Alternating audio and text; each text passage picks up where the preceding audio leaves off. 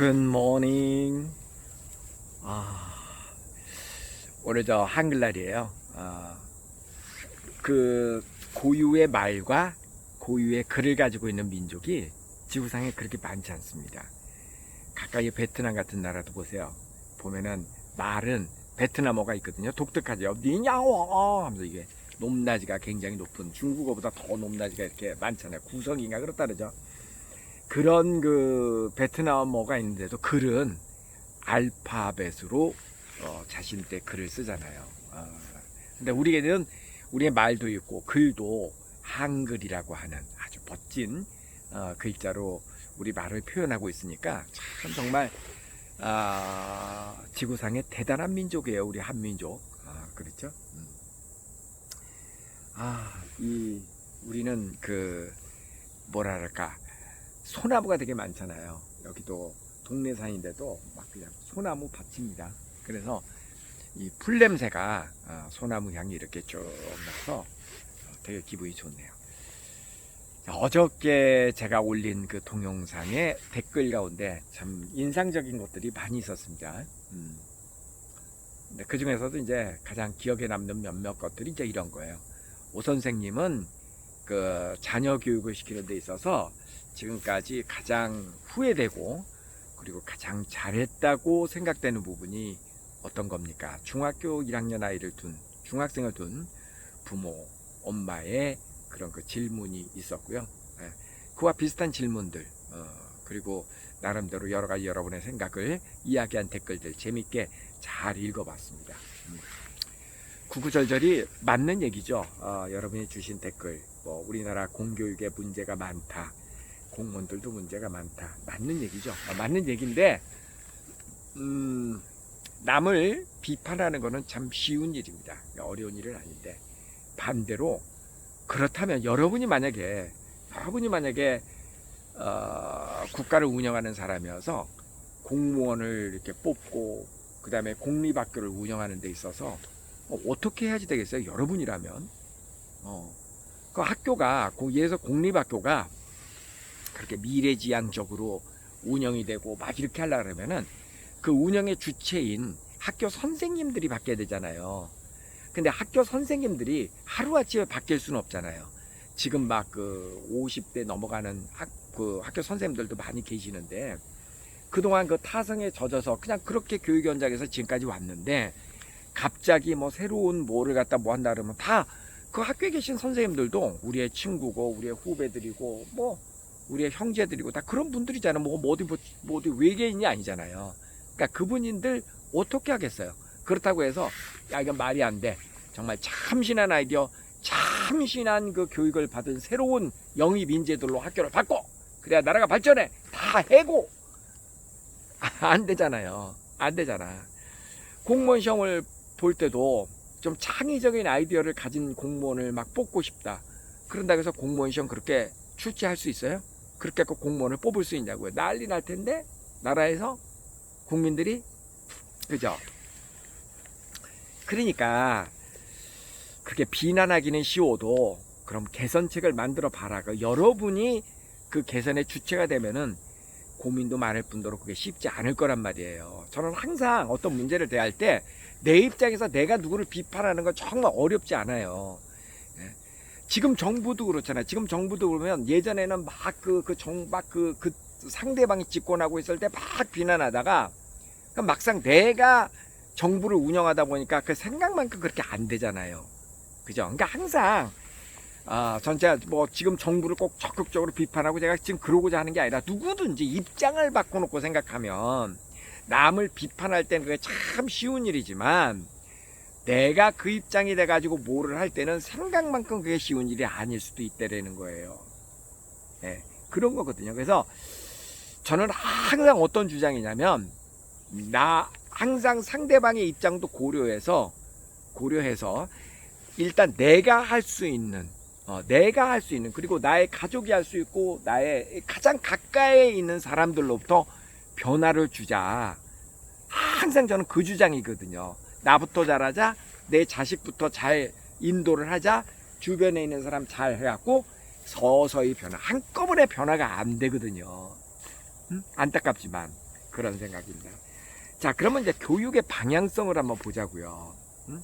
교육의 방향성을 가만히 보면 지금 그 4차 혁명이니 뭐니 해갖고 앞으로 세계를, 근데 이게 꼭 4차 혁명뿐만이 아니라 산업혁명 이후로 뭐 2차, 3차 뭐 이렇게 쭉 그 소위 말해서 그 문화혁명이라고 하는 인류의 혁명이라고 하는 큰 그 발전의 그 모멘텀이 됐던 그 시기를 쭉 근대사, 현대사를 거치면서 이 넘어오는 과정을 보면 이 주도권은 전부 다 서양 세계가 갖고 있었단 말이에요. 맞죠? 동양이 문화를 이끌어간 게 아니고 서양이 문화를 이끌어 갔다고요. 지금까지 쭉 오늘까지도 적어도 우리 증조 할아버지가 살아계시고 증조 할아버지가 살던 때 최근 한 100년 시기에서 뭐 컴퓨터도 굉장히 컴퓨터의 등장은 아주 혁명이었잖아요. 인류의 혁명이었잖아요. 그것도 다 미국이 주도한 거 아닙니까? 미국이라고 하는 사회가 인류 문명을 이렇게 바꿔놨단 말이에요. 지금 4차 혁명이라고 이야기하는 인공지능, 뭐 데이터베이스 어쩌고저쩌고 하는 이 많은 것들도 그런 그 향후의 세상을 이끌어가는 그 문명의 대혁신을 주도하는 그룹이 미국이잖아요. 그러니까 지금 테슬라 같은 그 회사는, 전기차를 만든다고 하는 테슬라 같은 회사는 실질적으로 매출도 얼마 되지도 않는데 지금 뭐 주가가 뭐 어마어마하잖아요. 그죠? 그 다음에 미국의 1등 기업인 애플이라고 하는 우리 핸드폰 만든, 스마트폰 만든 스티브 잡스가 만든 회사, 애플이라고 하는 회사는 이 코로나 사태로 전 세계가 이렇게 아우성이고 힘들어 하는데도 그래도 주가가 고공행진을 하고 있잖아요. 그럼 뭐예요? 그리고 지금 뭐 미국의 10대 회사를 꼽으라. 그럼 뭐 미국의 10대 회사가 거의 세계의 10대 회사이죠. 한두 개 예외는 있겠지만 그게 전부 다 앞으로 향후의 그 미래를 이끌어가는, 그죠? 향후 앞으로 30년, 50년 후로 이끌어갈 다 미국 기업들이란 말이에요. 옛날에 무슨 뭐 코카콜라니 뭐 제너럴 일렉트릭이니 그 과거에 그 엄청났던 굴뚝산업의 회사들, 이런 회사들은 콜라야 지금도 먹고 있지만 과거의 영광을 더 이상 못 누리고 있잖아요. 자, 그러면 앞으로 우리 아이들이 살아가는 세상의 문명은 역시 미국이 주도를 할 거라고요. 그죠? 그러면 뭐니 해도 미국의 문화를 이해하고 미국의 교육 시스템을 이해하고 그들이 만들어 놓은 어떤 그런 그 문명의 장, 여기에서 우리가 그걸 적극적으로 받아들이고 거기를 기본으로 해서 플러스 알파, 이 플러스 알파는 독창성이죠. 한국인의 독창성, 이거를 가미한다 그러면 그것이 정말 한국이 나가야 할 길이고, 그리고 우리 아이들이 나가야 할 길이죠.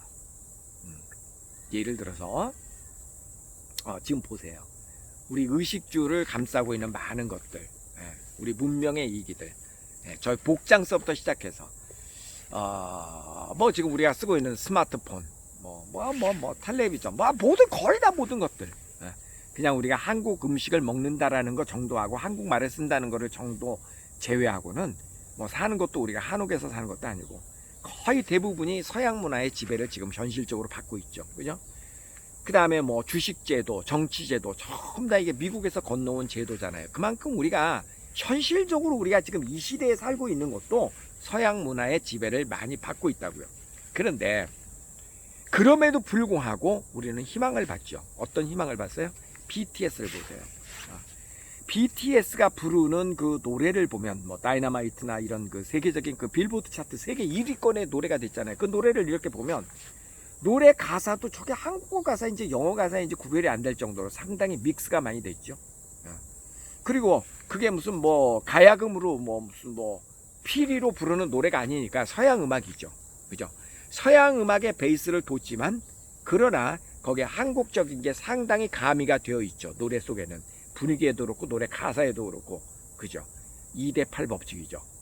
그 베이스는 8은 세계인들이 공통으로 사용하고 있는 그런 장르와 세계인들이 편안함을 느낄 수 있는 어떤 그런 베이스 위에 거기에 2라고 하는 20%의 한국적인 것을 가미해서 그래서 세계 1위권에 오른 거잖아요.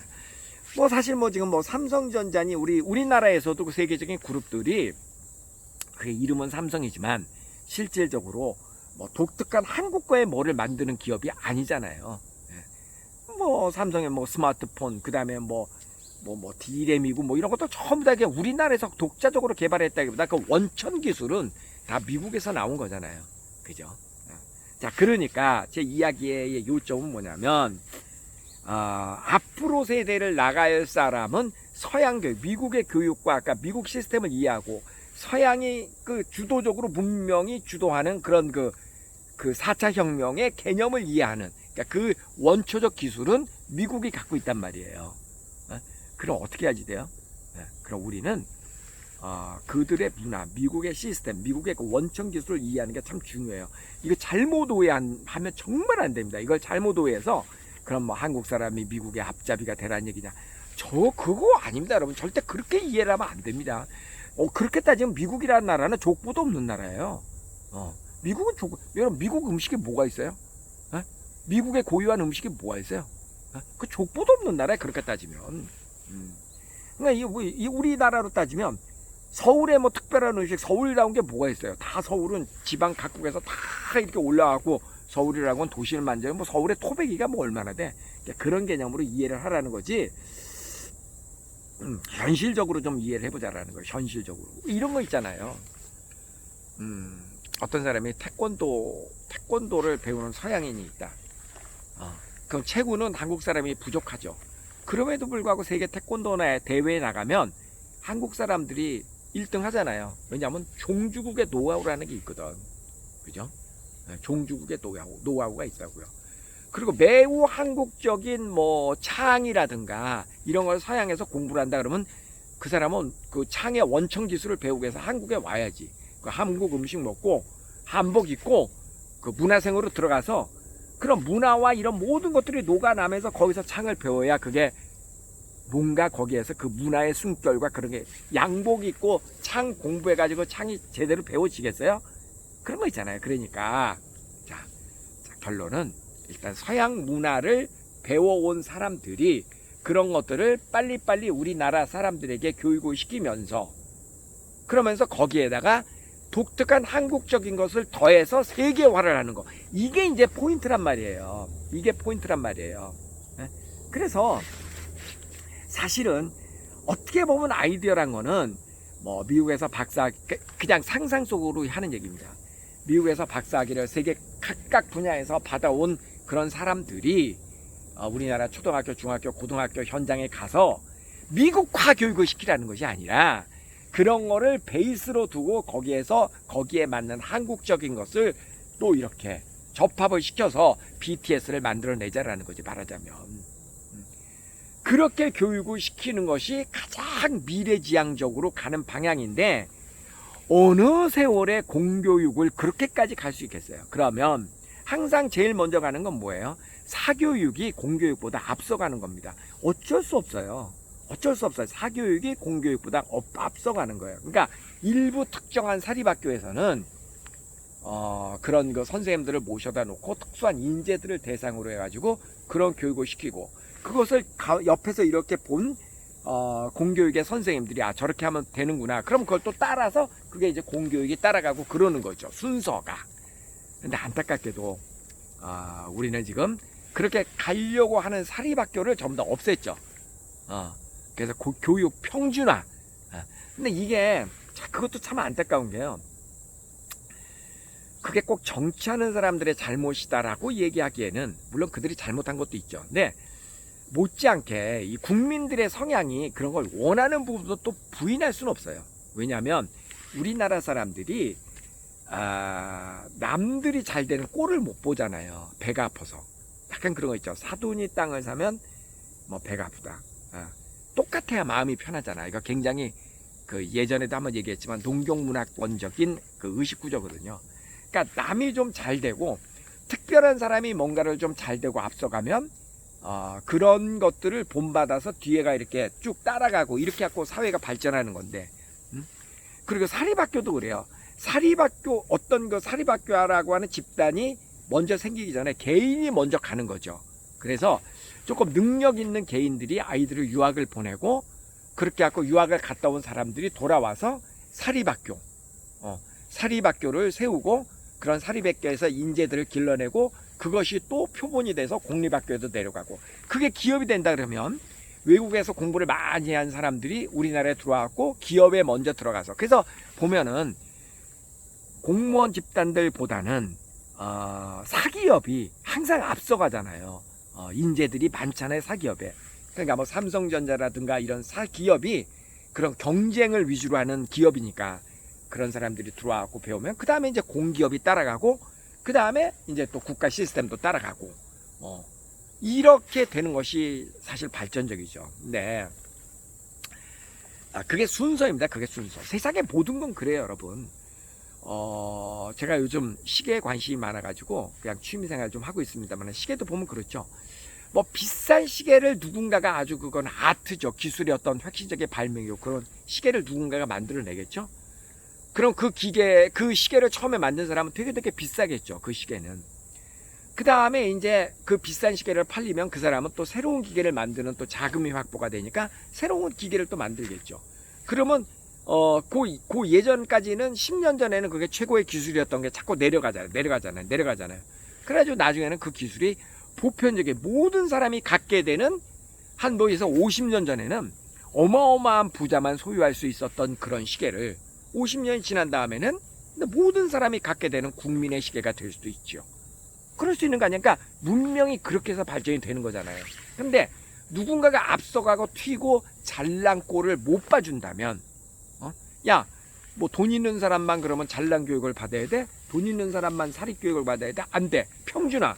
그건 안 돼. 막 이런 식으로 전부 다 평준화가 이렇게 돼버리면은 그 꼴을 만약에 못 보는 그런 문화가 있다면 사회가 정말 발전하기 힘듭니다. 정말 발전하기 힘듭니다. 그렇죠? 네. 그러니까 자 이제 조금 정리를 해볼까요? 제가 앞에서 한 얘기는 뭐 누구나 다 아는 이야기일는지도 모르겠어요. 그러면 나의 관점, 내 자신의 관점에서 이제 일단은 내가 중요하니까 국가도 중요하지만 국가보다 내가 더 중요하니까 내 자신이 그리고 내 자식 교육이 나에게는 당면과제니까 저도 똑같은 생각을 했죠. 근데 저는요 제가 이제 중고등학교 우리나라에서 나오고 대학교까지 이제 외국어 대학교 한국에서 나왔잖아요. 그 대학원을 미시간 주립대학교 대학원에 가서 딱 1년 동안 공부를 했잖아요.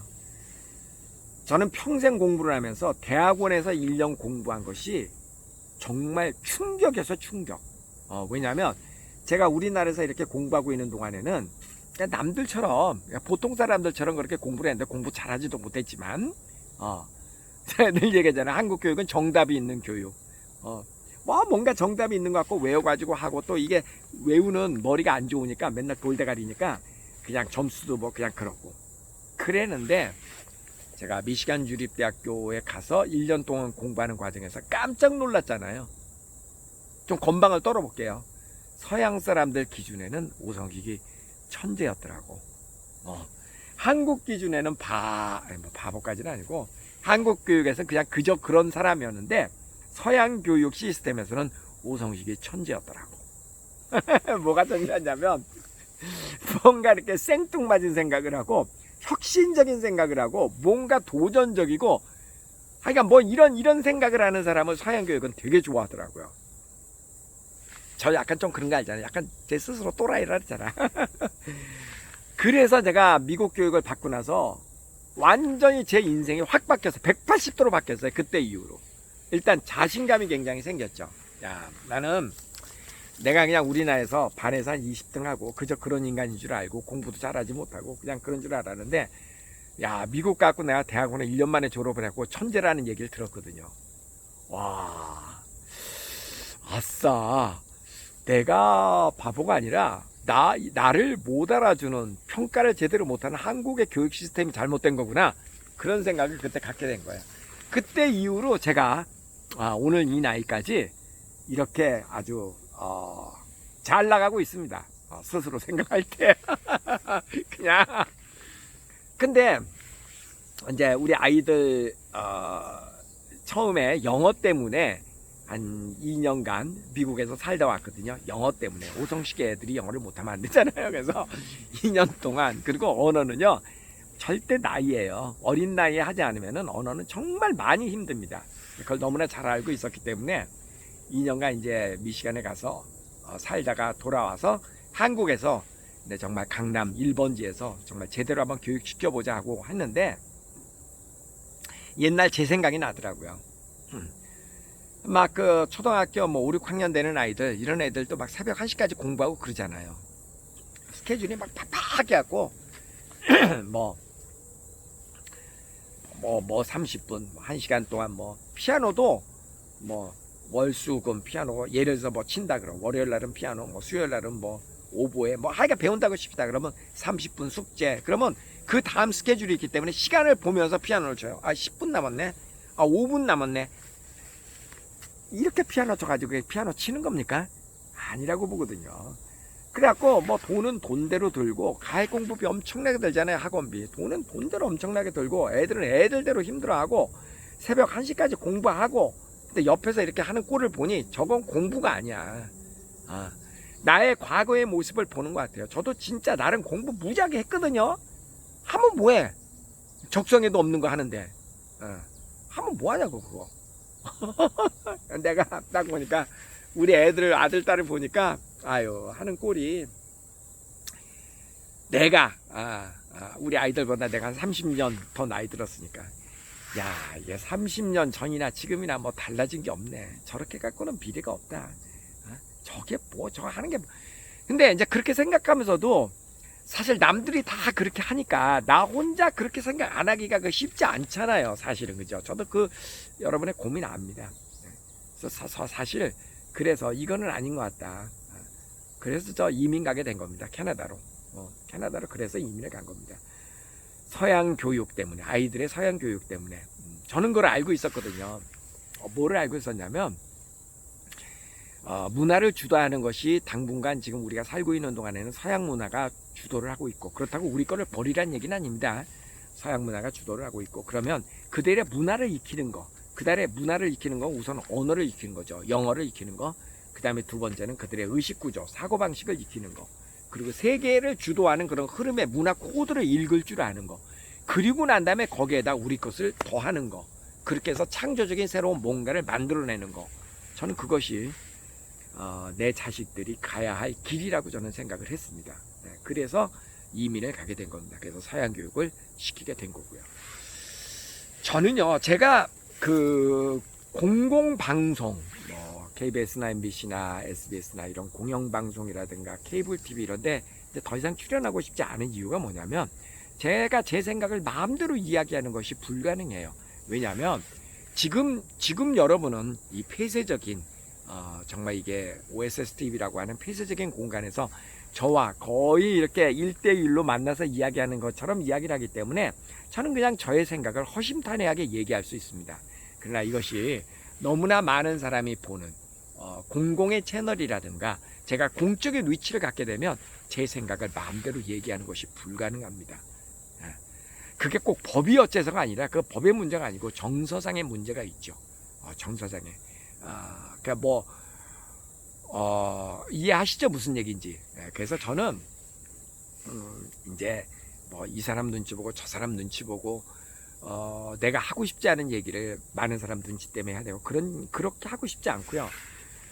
정말 가장 허심탄회하고 솔직하게 제 이야기를 하고 사는 사람이 되고 싶은데, 또 그렇다고 해서 또 막 많은 사람들이 거기다 댓글로 이상하게 뭐 그래 너 잘났다 뭐 이랬다 이런 얘기 듣고 싶고 살고 말도 안 해. 그런 이야기 듣고 살고 싶지도 않아요. 그러니까 저는 이 OSS TV가 지나치게 많은 사람들에게 뭐 좋아요, 공감, 구독해가지고 알려지는 걸 원하지 않습니다. 단지 정말 저를 아껴주시고 저도 여러분이 이렇게 아끼고 서로 공감하고 또 한 사람으로서 그냥 경험이 많은 한 사람이 그냥 이야기한다고 생각하고 여러분의 상황에 맞게 주워 들을 거 있으면은 주워 듣고 뭐 그렇게 하는 것이 좀 좋을 것 같거든요. 그래서 기회가 된다면 여러분, 언어는 굉장히 중요합니다. 영어는. 왜냐하면 앞서도 말씀드렸지만 우리 아이들이 살아가는 세상에서는 한국적인 토박이적인 이런 그 폐쇄성, 근시안적인 어떤 이런 생각만 가지고는 살아가기 힘듭니다. 그렇다고 공교육을 개선하라 한다고 해서 그게 쉽게 개선될 수 있는 문제는 분명히 아닙니다. 이해하시잖아요. 그들도 이해를 해줘야지 됩니다. 우리가 무조건 비난할 수는 없고요. 그것도 이해를 해줘야지 됩니다. 그러니까 한편으로 적절하게 주장할 때가 있을 때는 주장을 하면 되지만 어느 세월에 우리가 그것만을 기다리고 있겠습니까? 그러니까 내 자식은 내가 챙겨야 되니까 언어교육, 영어교육 어떤 방법으로든 주어진 여건하에서 철저하게 시키고요. 그 다음에 서양 문화의 코드를 읽는 건 되게 중요합니다. 우리가 가장 좋은 방법은 능력이 된다 그러면 아이를 1, 2년 동안 이렇게 외국에 내보낼 수 있는 여건이 되는 분들이라면 그렇게 하는 게 좋겠죠. 그리고 저는 뭐 외국에서 살아도 선진국에서 살아도 그게 나쁜 거라고 생각하지 않아요. 그거는 뭐냐면 뭐 지방에서 태어났더라도 뭐 서울에서 사는 게 잘못된 겁니까? 그 지방에서 태어나면 꼭 그 지방에서 살아야만 그 지방 내 지방을 사랑하는 애향심이 있는 사람이 되는 건 아니잖아요. 그죠? 서울에서 뭐 정책을 만드는 사람이 돼서 나의 고향을 더 발전시킬 수 있는 그런 사람이 될 수도 있는 거고, 그죠? 그러니까 같은 논리로 우리가 미국이나 캐나다나 뭐 호주나 뭐 어디 뭐 프랑스나 전 세계에 나가서 사는 것도 저는 적극적으로 권하고 싶어요. 그리고 또 나가서 산다고 해서 거기서 그냥 눌러 앉는 게 아니에요. 요즘은 서울에서 살다가 또 나이 들어가지고 지방 고향으로 내려가서 살 수도 있는 거고, 그런 것처럼 그냥 내 직업이 있고 내가 할 일이 있는 곳, 그것이 내가 사는 곳입니다. 굳이 내가 여기서 태어났으니까 여기서 살아야 되고, 내가 한국 사람이니까 난 쌀밥을 먹어야 되고, 건 굉장히 고루한 생각입니다. 그건 말도 안 되는 얘기고, 베트남 음식 먹을 수도 있고, 그죠? 뭐 인도 음식 먹을 수도 있고, 뭐 스테이크 먹을 수도 있고, 아무거나 먹으면 어때? 먹고 싶으면 먹으면 되는 거지. 그리고 아무 데서나 살면 어때? 가서 살면 되는 거지. 근데 여기서 아무 데서나 사라지냐고요. 능력이 있어야지 사라지지. 그러려면 어떻게 해야 돼요? 능력을 키워야죠. 그 첫 번째 능력은 외국어 능력이에요. 영어 능력. 구체적으로 영어권에서 살기 위해서는.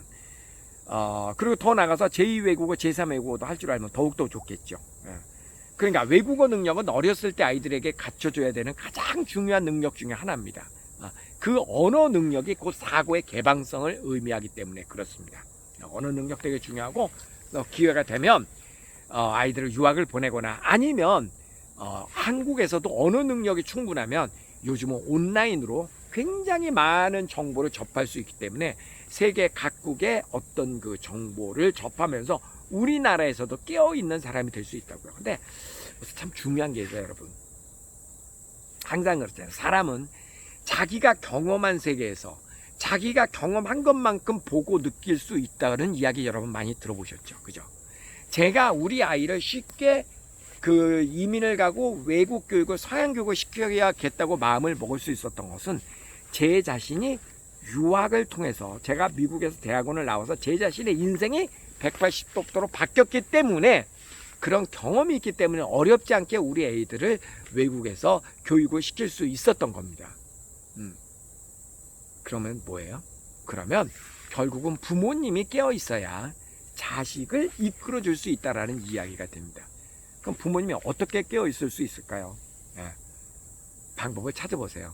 그렇다고 부모님이 지금 당장 유학 가고 그럴 수는 없는 거니까 이렇게 좀 깨어있는 많은 사람들의 이야기를 요즘 유튜브로 접하실 수도 있어요. 그렇게 많이 접하기도 하고, 그리고 하여간 부모들도 쉬지 않고 공부해야지 됩니다. IT가 어쩌고 뭐가 어쩌고 그러면 끊임없이 트렌드를 읽고 공부를 해야지 됩니다. 부모가 공부를 하지 않고 부모가 그 신세계, 앞으로 나가야 되는 세계에 대해서 대안을 제시해 주지 못하면 아이들은 갈 길을 잃습니다. 그냥 아이들은 학교 선생님이 시키는 대로 그냥 따라가는 거죠. 그죠? 그러니까 부모가 깨어 있어야지 된다고요. 부모가 깨어 있는 방법, 여러분이 깨어 있는 방법을 얘기하는 겁니다. 여러분 스스로가 공부하고, 그리고 저도 여러분을 깨세요 깨어 있게 만드는 사람 중에 한 명이잖아요. 그죠? 앞으로도 그런 노력 좀 할 거고요. 그래서 자꾸 제가 잔소리 같지만 제가 경험한 작은 범위 내에서 자꾸 이렇게 이야기를 함으로써 우리 아무리 나이 들어도 정치하지 않고 우리 뇌는 늘 반짝반짝 깨어있는 그런 사람이 되고자, 그렇죠? 그리고 우리 주어진 여건에서 최선을 다하고 깨어있고 자식 교육도 그렇게. 그리고 제발 너무 남 탓하지 말고, 에? 그래 공무원 문제야, 아유 학교 선생님들 문제야, 다 우리 형제 자식 우리 친구들 다 그런 사람들입니다. 그들도 고민이 많을 겁니다. 최대한 이해하려고 노력하고요. 너무 남을 비난하면 슬퍼져. 내 마음도 아프고 그분들도 아프고, 그렇게 하고 우리 서로가 발전할 수 없어요. 그러니까 서로 보듬어 안으면서 우선 나부터 바뀌자, 그렇게 했으면 좋겠습니다. 여러분, 오늘은 이제 몇 분째냐, 30분 가까이 이야기 됐네. 사양교육 저는 적극적으로 권합니다. 그렇게 해서 바뀌어가도록요. 얘기 길었다. 오늘 뭐 휴일이니까 그냥 편안한 시간에 한번 듣도록 하세요. 여러분 행복한 시간 되시고요. 가위바위보 한번 해봅시다. 장갑을 벗고, 자, 가위바위보! 이겼다! 이겼지요! 한 번 더, 가위바위보! 또 이겼다! 가위바위보!